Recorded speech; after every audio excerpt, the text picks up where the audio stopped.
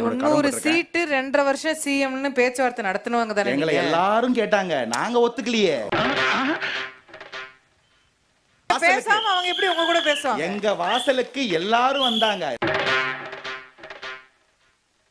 வீட்டு வாசல்ல நின்னு கத்துறாங்களா 90 சீட்டு ஃபில்லர்ஸ், அதெல்லாம் ஃபில்லர்ஸ்னு சில பேர் வருவாங்க. தோக்க போறோம் தெரிஞ்சிட்டு ஆண்டவர் தப்பிச்சிட்டாரு, வேல்முருகன் போயிட்டாரு. வரும் தேர்தலில் மக்கள் நீதி மையம் போட்டியிடவில்லை என்று கமல்ஹாசன் தெரிவித்திருக்கிறார்.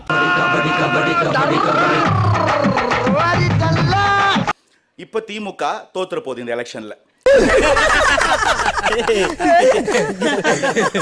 தோத்த பிறகு என்ன சொல்லணும்? ஐயா முன்னாள் முதல்வர் மு க ஸ்டாலின் சொல்லணும். ஆனா அந்த கட்சியில இன்னொரு முன்னாள் முதல்வர் இருக்காரு, அவர் 3 வாட்டி முன்னாள் முதல்வர், ஐயா திரு ஓபிஎஸ் அவர்கள். அத பத்தி யோசிக்கவே இல்லையே. ஸ்நேகன் சொன்னாரு, இந்த 2026 எலெக்ஷன்ல அடிக்கிற அடியில நடிகர்கள் வரவே கூடாதுன்னு. யாரடா சொல்றாருன்னு பார்த்தா ஐயா கமலஹாசன் தான் சொல்லியிருக்கிறாரு. வரும் தேர்தலில் மக்கள் நீதி மையம் போட்டியிடவில்லை என்று கமல்ஹாசன் தெரிவித்திருக்கிறார். திமுகவுக்கு முழு ஆதரவு என்றும் அவர் தெரிவித்திருக்கிறார்.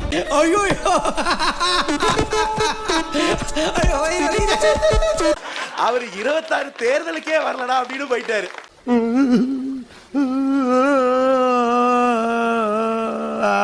ஒரு நடிகர் சொல்றாரு, அவர் பேரை சொல்ல வருத்தப்பஎனக்கு, எந்த நாய்க்கும் நரிக்கும் நீங்க சீட்டு கொடுத்தாலும் நாங்க வேலை செஞ்சுதான் ஆகணும் எங்க தலைமை சொன்னான்னு சொல்றாரு. சின்னத்திரை நடிகர் போஸ் வெங்கட் காங்கிரஸ் கட்சிக்கு இடஒதுக்கீடு பத்தி பதில் சொல்லும் போது, தலைவர் ஒவ்வொரு தொகுதியில நாயை நிக்க வச்சாலும் நரிய நிக்க வச்சாலும் கட்சிக்காக வேலை செஞ்சு அவங்கள ஜெயிக்க வச்சுதானே ஆகணும்னு பதில் சொல்லி இருக்கிறாரு.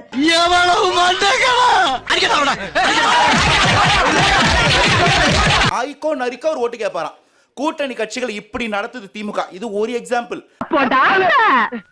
சரிடாக்கு, நீ ரொம்ப கோவமா இருக்க, நான் அப்புறமா வந்து மீட் பண்றேன். பராசக்தி படம் வந்து காங்கிரஸ் பயமுறுத்தலாம் எடுக்கல, தாவேக்காக தான் பயமுறுத்த முடியும்னு பார்த்தாங்க. படம் 2 நாள் கூட ஓடல. அடுத்த 2ஆம் நாள் டெல்லியில போய் பொங்கல் கொண்டாடுறாங்க.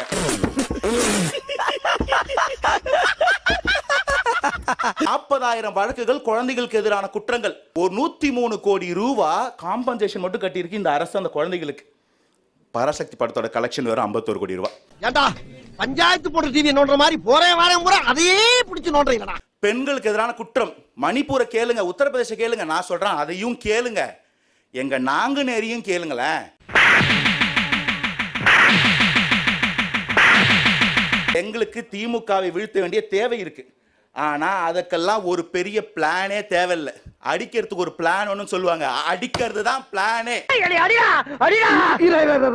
அடிச்ச அமைதியா நீ அடிச்சிருவேன். அடி ஒன்னு அடிக்கணும். வாங்க வா, இப்படி ரொம்ப கேட்கிறானே. இந்த மாதிரி ஒரு தீய சக்தி ஆட்சி தமிழ்நாட்டுக்குள்ள இருக்கும்னா இது ஒட்டுமொத்த தமிழ் மக்களுக்கும் எதிரானது. வாழ்றதே கஷ்டம், ஏண்டா வாழ்றாங்கிற மாதிரி இருக்குல்ல. இந்த மதம், அந்த ஜாதி, இந்த கட்சி அதெல்லாம் கிடையாது. ஒட்டுமொத்த தமிழக மக்களுக்கும் இளைஞர்களுக்கும் எதிரான ஒரு சதி நடந்துகிட்டு இருக்கு. மூஞ்சில முடிக்க மாட்டேன், சொல்றேன் கேட்டு போங்கயா. போதும்.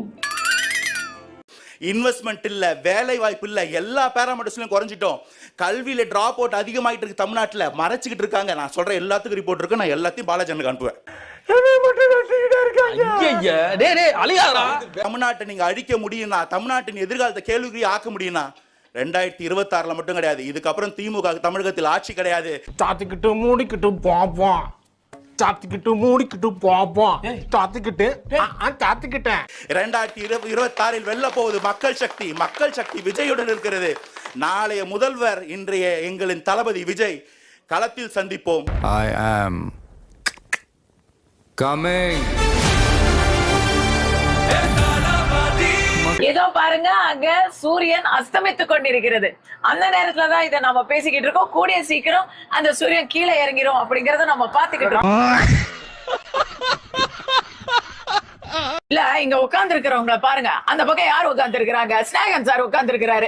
இவன்டா, ஆமாடா இவன்டா, எவன்டா?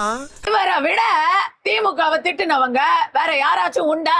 5 வருஷம் முன்னாடி குடும்ப ஆட்சி வேண்டாம் என்றும், வாரிசு அரசியல் வேண்டாம் என்றும் இன்னைக்கு திமுக தன்னுடைய தேர்தல் பட்டியலை அறிவிச்சிருக்கிறது. 20 பேர் வேட்பாளர், அதுல 7 பேர் 6 குடும்ப அரசியல், வாரிசு அரசியல். என்னைய போட்டு கொடுத்துட்டு என் இடத்துக்கு அவர்லாம் ட்ரை பண்ணிட்டு இருக்கான்.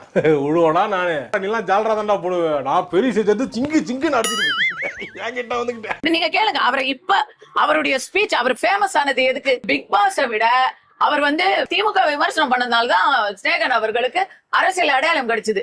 இன்னைக்கு அவர் அங்கேதான் உட்கார்ந்துருக்காரு. எல்லாம் ஒன்னால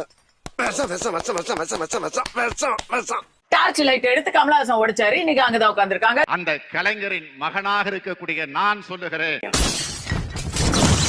யாருக்கு ஓட்டு போட போறீங்க?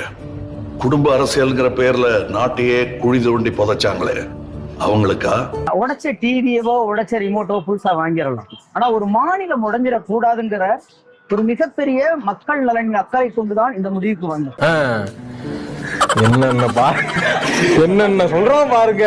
கம்பி கட்டுற கதையெல்லாம் எடுத்து போடுறாங்க. ஒருவேளை அவருக்கு ராஜ்யசபா சீட்டு உறுதிப்படுத்தலாம். இதே கேள்விதான் அங்கேயும் நான் கேட்டேன் அன்புமணிக்கும். ராஜ்யசபா சீட்டு உறுதிப்படுத்தல அப்படின்னா இதே கூட்டணியில இதே மாதிரி தொடர்வாங்க. காலம் வராதப்பா. சரி இருக்கட்டும். சீட்டுக்காக விலை போகிறவர் எங்கள் தலைவர் இல்லை என்பதை பல இடத்துல சொல்லிட்டு இருக்கிறோம். உண்மைமா சத்தியமா உடைச்சோம், நாளைக்கு புதுசா வாங்கிக்கிறோம், தேவைப்பட்டா நாளானைக்கு நாங்க உடைப்போம். ஏனால் மக்கள் நலன் மட்டும்தான் மக்கள் நீதி மையத்துடைய மையம் என்பதுல எந்த நேரத்துல எந்த சூழல்ல இந்த மாநில நலனும் மக்கள் நலனும் கருதி முடிவெடுக்க வேணுங்கிறதுல நாங்க ரொம்ப தீர்மானமா இருப்போம். என்னங்க இது? சொல்லுங்க என்ன சொல்லுங்க நீங்க சொல்லுங்க சார். தேமுதிகவை விட நம்ம தம்பி விஜய் பிரபாகரனை விட திமுகவையும் மாணிக்கம் தாகூரையும் இப்ப விருதுநகர்ல எதிர்த்தவங்க இருக்க முடியுமா? இன்னைக்கு அங்கதான் உட்கார்ந்து இருக்காங்க. செருப்பு பிஞ்சு போகும். பூரா பேர் வருவீங்க இந்த நாயப்படம் எடுத்துட்டு வர. இன்னைக்கு தேமுதிக அங்க போயிருக்காங்க அப்படின்னு சொன்னா அவங்க எதுக்கு கொள்கைக்காக போனாங்களா? காசு கொடு, காசு கொடு. பயமுறுத்தி நாங்க யாரையும் சேர்க்கல. உண்மைதாங்க மேடம், யாரும் இங்க பயமுறுத்தி எல்லாம் சேர்க்கல. சேர்ந்தவங்களுக்கு எல்லாம் என்ன பரிசு? கமல் சாருக்கு ஒரு ராஜ்யசபா சீட்டு, தேமுதிகவுக்கு ஒரு ராஜ்யசபா சீட்டு. கண்டு விட்டாளையா சூச்சமத்தை கண்டு விட்டாளே. 5 ஆண்டுகளில் எங்கள் தலைவர் அவரை நிரூபித்திருக்கிறார். அப்படியெல்லாம் ஒண்ணு இல்லையே. 21 தேர்தல்ல முதல் கையெழுத்து நாங்க வந்த உடனே நீட்ட விளக்குவோம் ஏன் சொன்னீங்க? சிஎம் எங்களுக்கு மட்டும்தான் தெரியும்னு நீங்க தானே சொன்னீங்க. இதெல்லாம் தெரியாம சொல்லிட்டீங்க.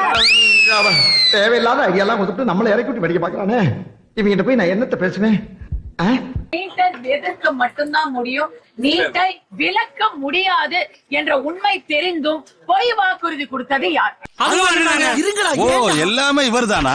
காட்சிக்கு வந்தா கண்டிப்பா நீட் தேர்வு ரத்து செய்வோம்னு சொல்லிருக்கோம். நாங்க சொல்றோம் 7 மாசத்துல கண்டிப்பா நீட் தேர்வு ரத்து செய்யப்படும். தலைவர் அறிவிச்சிட்டாங்க. அந்த ரகசியத்தை சொல்லுங்கன்னு சொல்றாங்க. அந்த ரகசியம் என்னன்னா கொஞ்சமாச்சு வெக்கம், மானம், சூடு, சொரணை, முதுகெலும்பு, அந்த ஆளுமை திறன் அது இல்லாதனாலதான் இந்த அரசு இப்படி அடிமைப்பட்டு கிடக்குது. நான் நல்லா பண்றனோ இல்லையோ, ஆனா நீ நல்லா பண்ற. ஆமா, நீங்க நீட் தேர்வை நாங்க ரத்து பண்ணிடுவோம், ஒரே கையெழுத்துல நாங்க நீட்டிடுவோம். நம்முடைய தலைவர் தெளிவாக சொல்லிட்டாரு. திராவிட முன்னேற்ற கழகம் ஆட்சிக்கு வந்ததுன்னா கண்டிப்பா நீட் தேர்வு ரத்து செய்யப்படும். எங்களுக்கு தெரியும் எப்படி ரத்து பண்ணணும்னு. நம்ம தலைவருக்கு தெரியும். புடுங்கிருப்பாரு அப்படியே ஒரே புடுங்கி இங்க நட்டுருப்பாரு. வாய் நீட் ரகசியத்துக்கு இப்ப வரைக்கும் ஏன் அந்த ரகசியத்துக்கு விட தெரியல? என்ன சொன்னாரு உதயநிதி ஸ்டாலின் அவர்கள்? வெக்கமான சூடு சொர்ணம் இருக்கிறவனுக்கு அந்த ரகசியம் தெரியும்னாரு. ஒரே ஒரு ரகசியம் தான். அந்த ரகசியத்தை நான் சொல்லிடுறேன்.